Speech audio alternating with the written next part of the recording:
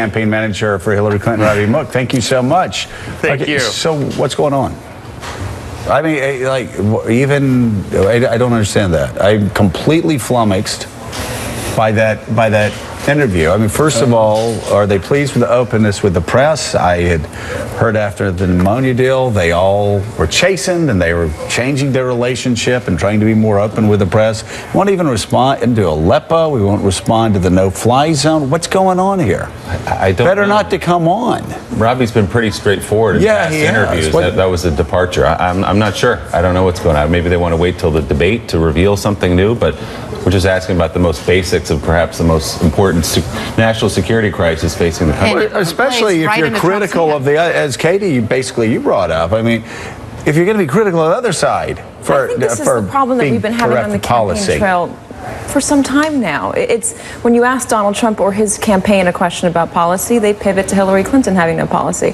When you ask Robbie Mook or his campaign about Hillary Clinton's policy, they've been pivoting to Donald Trump. She, of course, has a little bit more policy on the books than he does, right, and certainly a lot more experience. But what we're seeing is he's more terrible than I am, and I'm more, and she's more terrible than I am.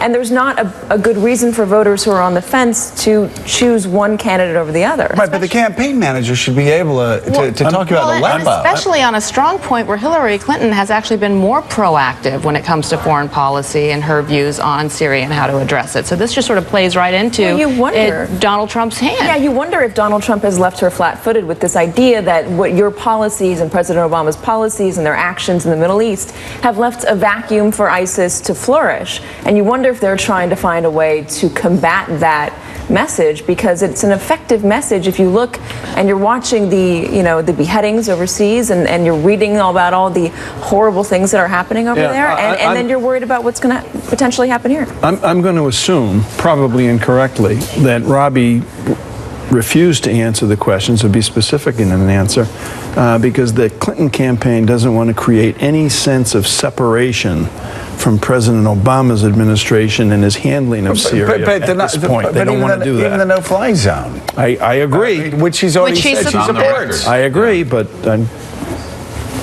now just an assumption. Let's bring in New York